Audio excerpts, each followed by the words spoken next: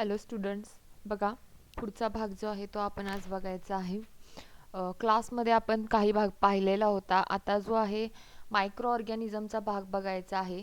You must have seen or read the news of the dead fishes or oily water accumulated at the sea coast. Why does this happens?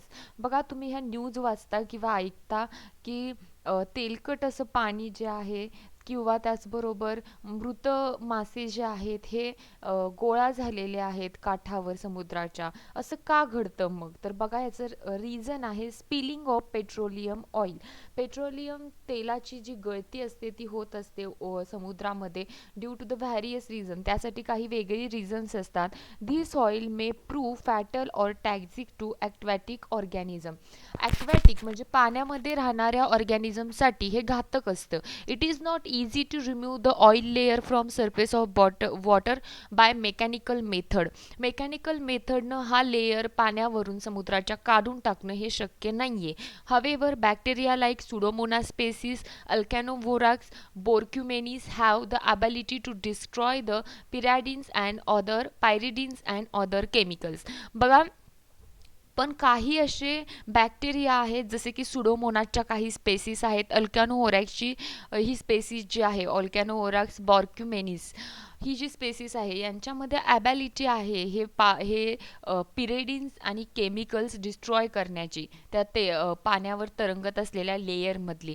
आणि त्याच्यामुळे hence this bacteria are used to clear the oil spills. याच्यासाठी हा bacteria जो आहे हा oil spills म्हणजे जी गळती झालेली आहे तेलाची ती क्लिअर करण्यासाठी या बॅक्टेरियाचं यूज केला जातो. ही दोन नावं लक्षात असणं गरजेचं आहे. These are called the hydrocarbon clastic bacteria, HCB असं आपण म्हणू शकतो. HCB decompose the hydrocarbon and bring about the reaction of the carbon with oxygen, CO2 and water is formed in this process. बघा काय सांगितलेले आहे. मग हे HCB हे हायड्रोकार्बनो क्लास्टिक बॅक्टेरिया जे आहेत हे डिकम्पोज करतात हायड्रोकार्बनला. आणि काय होतं, रिॲक्शन घडते कार्बनची ऑक्सिजन सोबत, तिथं CO2 तयार होतो आणि त्याचबरोबर वॉटर तयार होतं. Plastic bottle are formed from the chemical substances PET. PET म्हणजे बघा पॉलीइथिलीन टिरेफॅथॅटिलेट पॉलिस्टर. बघा, PET असं त्याला म्हटलं जात आहे.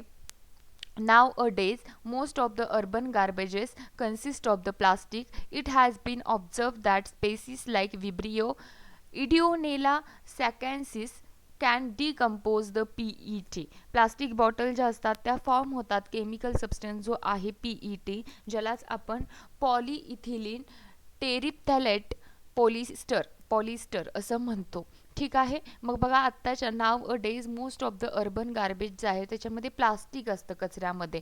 आणि ह्या ज्या स्पेसीस आहेत विब्रिओ त्याचबरोबर इडिओनेला स्पेसीस आहेत या डिकम्पोज करू शकतात या PETला. Similarly species of bacteria like actinomycetes, streptomyces त्याचबरोबर nocardia, actinoplanes have ability to decompose rubber for garbage. जो रबर असतो गार्बेजमध्ये कचऱ्यामध्ये ह्या स्पेसीस त्याला डिस्ट्रॉय करतात. Sulphuric acid is a present in the acid rain and material coming out of mine. बघा, sulphuric acid जे असतं ते ॲसिड रेनमध्ये असतं, त्याचबरोबर माइनमधून कारखान्यामधून जे मटेरियल बाहेर पडतं त्याच्यामध्ये असतं. You know the erosion of metal present in the statues, bridges and buildings occur due to it. आणि ह्या सल्फ्युरिक ॲसिडमुळं इरोजन घडत असतं, क्षपण घडत असतं. कशाचं? मेटलचं, जे प्रेझेंट असतात स्टॅच्यूज, पुतळे असतात, ब्रिज असतात, बिल्डिंग असतात त्याच्यामध्ये. Sulphuric acid is a source of the energy for some species of bacteria like acidophilium species and acidobacillus ferrooxidans species. Hence, this bacteria can control the soil pollution occurring due to the acid rain. बघा, त्यामुळे ह्या ज्या bacteria असतात वर दोन mention केल्या त्या या कंट्रोल करू शकतात सॉईलचं पोल्युशन जे ॲसिड रेनमध्ये आलं होतं. बघा, water soluble salt of the uranium are present in the waste produced during the electroplating and the effluent released in the environment from the atomic energy plant. Water soluble salt जे असतं of uranium हे present असतं वेस्टमध्ये जे produce झालेलं असतं electroplating किंवा influent released in environment for atomic energy जे plant असतात त्याच्यामधून रिलीज होतं. मग बघा Geobacter convert this salts of uranium into the insoluble salts. मग काय करतं जिओबॅक्टर जे असतं ते या सॉल्टला सॉल्ट ऑफ युरेनियम हे कन्वर्ट करतं इनसोल्युबल सॉल्टमध्ये and thereby prevent those salt for the mixing with ground water source. आणि त्याच्यामुळे काय होतं ते प्रिव्हेंट होतं सॉल्ट मिक्स होण्यापासून ग्राउंड वॉटर सोर्सला. ठीक आहे. आता मायक्रोब्स अँड फार्मिंग त्याचबरोबर मायक्रोबियल इनॉक्युलंट्स हा भाग आपल्याला पाहायचा आहे. Some microbes containing inoculant are produced by the process of fermentation. काही मायक्रोबियल इनॉक्युलंट असतात हे प्रोड्यूस होतात फर्मेंटेशन प्रोसेसने. This inoculants are spread on the seed before sowing and some of the inoculant are released into plant. बघा काही इनॉक्युलंट जे असतात हे स्प्रेड केले जातात सीडवर त्यांना सो करण्याच्या अगोदर सोईंग प्रोसेसच्या अगोदर म्हणजे बिया जमिनीत पुरल्या जातात त्याच्या अगोदर ते काय केलं जातं स्प्रे केलं जातं. And some of the inoculant are released into the plant आणि काही असतात ते प्लांटमध्ये डिरेक्टली रिलीज केले जातात. Microbes in the inoculant help in the plant growth by supplying nutrient. मग बघा मायक्रोब जे असतात या इनॉक्युलंटमध्ये मायक्रो ऑर्गॅनिझम असणार आहे. इनॉक्युलंट हे मायक्रो ऑर्गॅनिझमचं असणार आहे. मग ह्या इनॉक्युलंटमध्ये असलेले मायक्रो ऑर्गॅनिझम हेल्प करतात प्लांटच्या ग्रोथसाठी सप्लाय करतात nutrient. They improve the quality of vegetarian food. ते व्हेजिटेरियन फूडची क्वालिटी इंक्रीज करतात. Solution containing Azotobacter and artificial nitrogenase is used in the organic farmer. Solution contain करतं अझॅटोबॅक्टर आणि आर्टिफिशियल नायट्रोजिनेज जे यूज्ड होतं ऑर्गॅनिक फार्मरमध्ये. Soil pollution occurring due to the chemical fertiliser is prevented due to the use of this solution. बघा soil pollution असतं जे occur होतं chemical फर्टिलायझरमुळे खतांमुळे रासायनिक खतांमुळे हे प्रिव्हेंट केलं जातं. कसं due to the use of this solution. हे मायक्रोबियल इनॉक्युलंट यूज करून केमिकल फर्टिलायझरचा वापर कमी होऊ शकतो. बघा fluoroacetamide like chemicals are mixed with the soil due to the use of the chemical pesticide in agriculture. ॲग्रिकल्चरमध्ये काय केलं जातं तर फ्लोरोॲसिटामाइड लाईक सारखे केमिकल जे आहेत हे मिक्स होतात सॉइलमध्ये आणि काय होतात due to the use of the chemical pesticide. This prove to the harmful to other plants and animal as well as cause skin disease to human.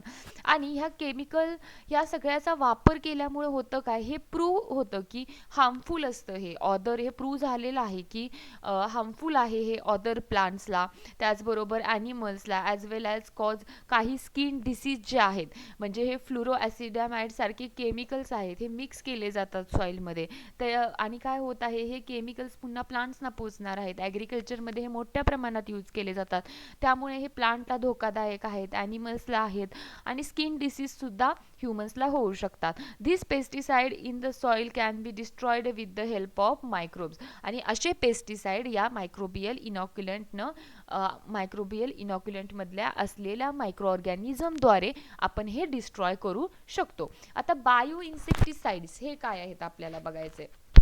Bacterial and fungal toxins which can destroy pests and pathogens can directly integrated into plants with the help of the biotechnology. बघा bacterial आणि fungal toxin असतात हे can destroy paste आणि पॅथोजनला destroy करतात आणि ते directly integrate करतात into plant with the help of biotechnology. Being toxic to insect they do not consume the plant. ते इन्सेक्ट टॉक्झिक असतात इन्सेक्टसाठी ते डिरेक्टली कन्झ्युम करून घेत नाहीत प्लांटमध्ये. Similar to bacteria, some species of fungi and viruses are useful as pesticide. आणि जसे बॅक्टेरिया युजफुल असतात पेस्टिसाइड म्हणून वापर करतात तसेच काही स्पेसीस असतात फंगाय आणि व्हायरसच्या ज्या पेस्टिसाइड म्हणून यूज केल्या जातात. Spinosad is a byproduct of the fermentation is a biopesticide. हे विचारलं जाऊ शकतं रिकामे जागेला की dot a byproduct of the fermentation is a biopesticide. तर स्पिनोसाड हे त्याचं उत्तर आहे. शेजारी कॅटरपिलर फीडिंग ऑन लीफ हा एक मुद्दा दाखवलेला आहे बघा. मग बघा इथे तुमचा हा टॉपिक संपलेला आहे. याचा एक्सरसाइज लिहायचा आहे, माझ्याकडून चेक करून घ्यायचा आहे. आपण पुढच्या चॅप्टरला क्लासमध्ये सुरुवात केलेलीच आहे, पण त्याचबरोबर आता उद्याच्या भागात आपण पुन्हा मी तुम्हाला हा भाग पुन्हा शिकवते आणि देन आपण कंटिन्यू करूया. ठीक आहे. आजच्या भागात काही शंका असेल तर विचारा. Thank you so much.